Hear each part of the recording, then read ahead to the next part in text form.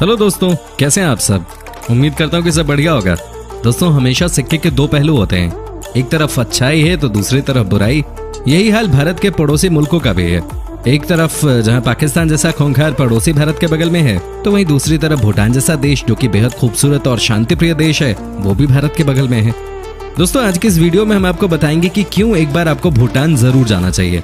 आखिर क्या वजह है कि जो भी एक बार भूटान घूम के आता है वो हर छुट्टी में वहीं जाना चाहता है। कई लोगों ने तो यहाँ तक कह दिया कि भूटान उनका दूसरा घर है। भूटान की खूबसूरती कैसे सबसे अलग है, यहाँ का खाना सभी को क्यों इतना पसंद आता है, और सबसे बड़ी बात, यहाँ के लोग इतने दिलदार कैसे हैं। आज हम आपको इस वीडियो में ये सारी जानकारी देंगे। लेकिन उससे पहले एक बात, रोजमर्रा की तूफान में एक बार तो आइए भूटान में। लेकिन वीडियो शुरू करने से पहले आप हमारे चैनल को सब्सक्राइब करके बेल आइकन को जरूर दबाएं। दोस्तों, सबसे पहले तो मैं आपको ये बताता हूँ कि भूटान यकीनन बहुत छोटा देश है। यहाँ की पॉपुलेशन लगभग 9 लाख ही है, लेकिन ये देश कभी किसी का गुलाम नहीं बना। भूटान के एक तरफ चीन है तो दूसरी तरफ हिंदुस्तान और साथ में तिब्बत। हिमालय की गोद में बसे हुए भूटान की राजधानी थिम्फू है, जबकि इसका फाइनेंशियल कैपिटल है फुंगचौलिंग। यहाँ की कुल आबादी में 76% बुद्धिस्ट हैं तो बाकी 24% हिंदू। दोस्तों, भूटान के किसी निवासी के साथ अगर आपकी मुलाकात हुई है और उनकी कोई बात अगर आपको समझ नहीं आ रही तो चौंकिएगा मत, क्योंकि यहाँ के निवासी जोंगखा भाषा में बात करते हैं। भूटान दुनिया भर में एक अद्भुत देश के तौर पर प्रसिद्ध है, पर क्यों, इसका रहस्य बहुत ही आश्चर्यजनक है। क्या कभी आपने किसी ट्रैफिक पुलिस को अपने पारंपरिक नृत्य के द्वारा चलती ट्रैफिक को गाइड करते देखा है? शायद नहीं देखा होगा, लेकिन आपको बता दें कि भूटान की राजधानी थिम्फू में कोई ट्रैफिक लाइट लगाई ही नहीं गई है। इसके बावजूद यहाँ ट्रैफिक बहुत स्मूथली चलता है। जब लोग इतने समझदार होंगे तो क्या जरूरत है ट्रैफिक लाइट की। पता नहीं ये दिन हिंदुस्तान में कब देखने को मिला है। दोस्तों, जैसा कि हम जानते हैं कि भूटान हिमालय की गोद में बसा है, यहाँ चारों तरफ पहाड़ियां ही पहाड़ियां हैं। लेकिन जब आप भूटान जाओगे तो आपको पता चलेगा कि यहाँ के लोग कितने क्रिएटिव हैं। यहाँ का आर्किटेक्चर कितना दमदार है। पहाड़ियों के बीच में आपको देखने के लिए एक से बढ़कर एक किले नजर आएंगे। यहाँ के होटल्स भी कमाल के हैं। पहाड़ों पर तैयार किए गए होटल्स बहुत खूबसूरत होते हैं। दोस्तों, जैसा कि आप सभी जानते होंगे कि भूटान में भगवान बुद्ध की पूजा की जाती है और उन्हीं के दिखाए गए मार्ग पे जिंदगी को जिया जाता है। यहाँ के लोग बेहद शांत स्वभाव के होते हैं। लड़ाई झगड़ा यहाँ का कल्चर नहीं है। साथ ही आपको बता दूं कि भूटान के लोग डांस के बहुत शौकीन होते हैं। यहाँ हर किस्म के फंक्शन को नाच गाने के साथ सेलिब्रेट किया जाता है। जब यहाँ के लोकल लोग डांस परफॉर्मेंसेस देते हैं तो सभी टूरिस्ट देखते ही रह जाते हैं। आप देख सकते हैं कि इनके कलरफुल कपड़े, सर पर एक अलग किस्म की पगड़ी, यहाँ का चाम डांस काफी लोकप्रिय है। दोस्तों, आपके लिए जानना बहुत जरूरी है कि ये स्थानीय लोग न सिर्फ किसी त्योहार में डांस परफॉर्मेंस देते हैं, बल्कि टूरिस्टों के लिए भी ये मनोरंजन का साधन बनते हैं। यही लोग तो टूरिज्म को बढ़ावा देते हैं भूटान में। भूटान के बारे में एक अजीब बात यह है कि यहाँ लड़कों के बदले लड़कियों को संपत्ति दी जाती है और यहाँ पे लड़का हो या लड़की एक से अधिक शादियां कर सकता है। सैलानियों के बीच भूटान अपनी प्राकृतिक खूबसूरती और स्वादिष्ट खाने के लिए जाना जाता है। यह देश सैलानियों को कई रहस्यमयी चीजों से रूबरू कराता है। अगर आप भूटान की सैर करना चाहते हो तो एक अच्छी बात यह है कि भूटान जाने के लिए आपको पासपोर्ट की जरूरत नहीं पड़ती। हाँ, परमिट लेना जरूर पड़ता है। इसकी एक वजह यह है कि भूटान की अपनी कोई अलग सेना नहीं है। इस देश की सुरक्षा की जिम्मेदारी भारत की है। दोस्तों, चलिए अब आपको दिखाते हैं भूटान की वो सारी जगहें जहां जाकर आपका मन सुकून से भर जाएगा। नंबर 1, चेलेला पास। ये भूटान की सबसे ऊंची चोटी है जहां आप गाड़ियों की मदद से पहुंच सकते हैं। इसकी ऊंचाई 3810 मीटर है। यहाँ जब आप पहुंचते हैं मानो ऐसा लगेगा कि आप किसी और दुनिया में ही आ गए हैं। शानदार नजारों के साथ ये बहुत खूबसूरत नजर आता है। बर्फ से ढकी चोटियां, आसपास छोटे छोटे घर, हरी भरी वादियां, सैलानियों को इससे ज्यादा और क्या चाहिए होता है। जब भी कोई भूटान जाता है वो इस जगह को नहीं मिस करता। यहाँ के बारे में तो ये भी कहा जाता है कि ये दुनिया की सबसे खूबसूरत जगहों में से एक है। इसके आसपास ही आपको बहुत सारे होटल्स मिल जाते हैं। आप जहां चाहें वहां रुक सकते हैं। यहाँ से सनराइज का नजारा भी बहुत ही अच्छा नजर आता है। तो दोस्तों, आप जब भी भूटान जाएं यहाँ तो जरूर ही एक बार विजिट कर लें। Number 2, tiger nest monastery. Tiger nest monastery Bhutan के प्रमुख पर्यटन स्थलों में से एक है। कई सौ साल पुरानी इस मोनेस्ट्री का निर्माण 1692 में हुआ था। कहते हैं गुरु पद्म संभवा यहाँ 3 साल 3 महीने 3 हफ्ते 3 दिन और 3 घंटों तक ध्यान में लीन थे। जब आप यहाँ जाते हैं तो आपको एक अलग ही सुकून मिलता है।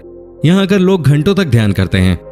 पहाड़ों के बीच बना हुआ ये मॉनेस्ट्री दिखने में बहुत खूबसूरत है। हालांकि पहाड़ों के बीच से निकलकर यहाँ तक पहुंचना आसान नहीं है। यहाँ छोटे छोटे बच्चों को बौद्धिक शिक्षा दी जाती है, उन्हें भगवान बुद्ध के दर्शाए गए मार्ग पर चलने की जानकारी दी जाती है। नंबर 3, गैंगस्टर ढंग से लखांग मंदिर। दोस्तों, गैंगस्टर ढंग से लखांग मंदिर को दुनिया के सबसे खूबसूरत मंदिरों में से एक माना जाता है। इसे सन 1421 में सेंट थैंगटोंग गैल्पो ने बनवाया था। इस मंदिर की जितनी तारीफ की जाए उतना कम है। बौद्ध स्टाइल से तैयार किया गया यह मंदिर यकीनन बहुत अट्रैक्टिव है। यह मंदिर बाहर से जितना कलरफुल दिखता है, अंदर से ये उतना ही खूबसूरत है। अगर आप भी भूटान जाते हैं तो ये जगह आपके विश लिस्ट में यकीनन होनी चाहिए। नंबर 4, भगवान बुद्ध की प्रतिमा। भगवान बुद्ध के डोडेन्मा की प्रतिमा थिम्पू में स्थित है, जो विश्व में भगवान बुद्ध की विशाल प्रतिमाओं में से एक है। इसकी ऊंचाई करीब 169 फीट यानी कि 52 मीटर है। मुख्य रूप से यहाँ पर हजारों बौद्ध भक्त एकत्रित होकर प्रार्थना करते हैं।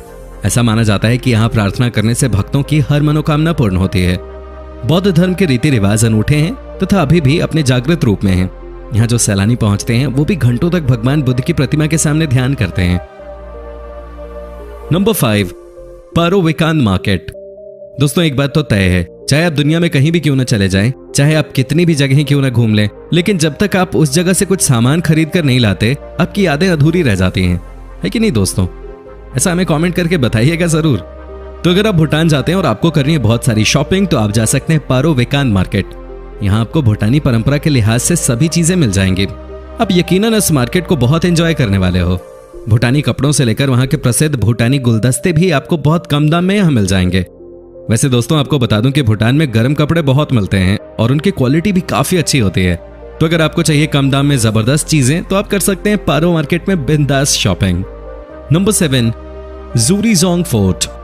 ये घाटी भूटान की सबसे प्यारी और छोटी सी जगह है। इस जगह आपको अपने पार्टनर के साथ जरूर जाना चाहिए, क्योंकि इसे रोमांटिक जगहों में से एक माना जाता है।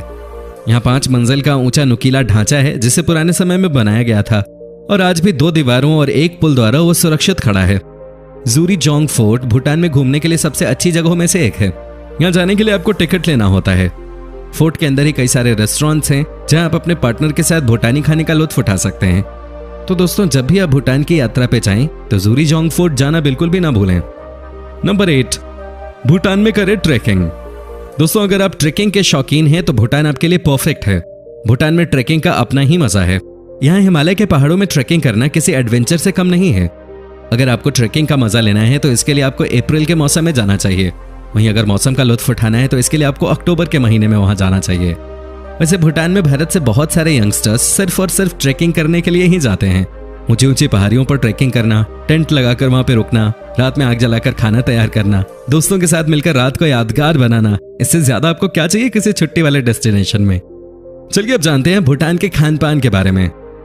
भूटान की एक और चीज जो टूरिज्म को खास बनाती है वो है यहाँ का खान पान। तीखे मिर्च के साथ तेज मसालों का इस्तेमाल यहाँ की ज्यादातर डिशेस में किया जाता है। वैसे तो यहाँ खाने पीने के तमाम विकल्प मौजूद हैं, लेकिन हम आपको बताते हैं कुछ ऐसी डिशेस जिन्हें आप यहाँ आकर जरूर ट्राई करें। होइनटे मोमोज सिर्फ इंडिया का ही नहीं, भूटान, नेपाल जैसे देशों का भी पसंदीदा डिश है। इसे यहाँ होइनटे के नाम से जाना जाता है। ये मोमोज मैदे से नहीं बल्कि कुट्टू के आटे से तैयार किए जाते हैं। नॉनवेज मोमोज में जहां मीट की फीलिंग होती है, वहीं वेज मोमोज में पालक, सोयाबीन और चीज के। इसे आप स्टीम्ड और फ्राइड दोनों ही तरीकों से खा सकते हैं। यहाँ भी इसे चिली सॉस के साथ ही सर्व किया जाता है। इमादत्शी दोस्तों, ये भूटान की नेशनल डिश है।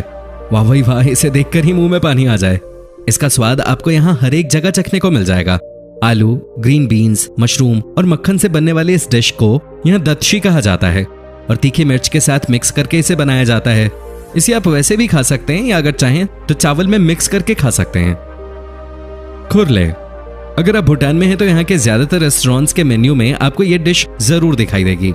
ये भूटानी पैनकेक है जिसे गेहूं नहीं बल्कि कुट्टू के आटे से तैयार किया जाता है। स्पॉन्जी टेक्सचर और टेस्टी फिलिंग इसे बनाते हैं और भी ज्यादा मजेदार।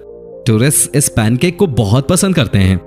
तो दोस्तों, क्या सोच रहे हैं आप? कर लीजिए अपना बैग पैक, हो जाइए तैयार और निकल जाइए भूटान के लिए। वैसे भी ये हिंदुस्तान के करीब ही है। यहाँ के लोगों की भाषा, यहाँ की परंपरा, खान पान सब निराला है। आप एक बार भूटान जाएंगे तो आपको बार बार वहां जाने का मन करेगा।